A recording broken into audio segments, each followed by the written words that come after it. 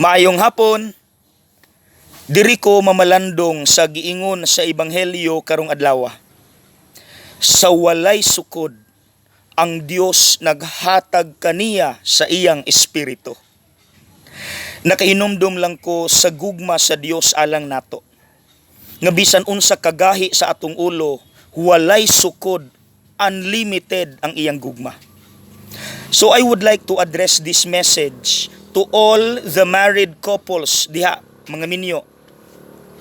Sa dihang gikasal mo sa simbahan, ang grasya sa Dios unlimited. Walay sukod nga gihatag diha ninyo.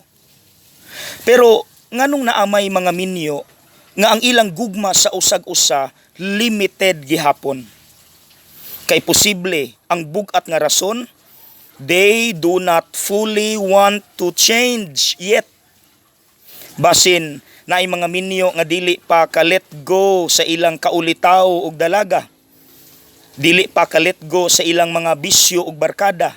Dili pa ka-let go sa ilang kamakasarili. Maunang gamayng maglagyo lang gani, binuang dayon. Mag-away lang gani, desisyon dayog dili maayo.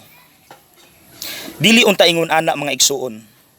Dapat sama sa gugma sa Dios nga unlimited walay sukod, ang inyo untang gugma sa usag-usa wala pud untay sukod ug unlimited.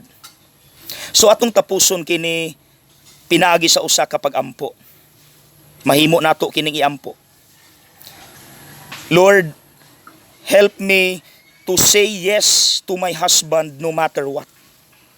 Lord, help me to say yes to my wife no matter what. Dili lang alang sa mga minyo, alang sa tanang na ay commitment, sama namo mga pare. Lord, help me to say yes to you no matter what. Okay? God bless.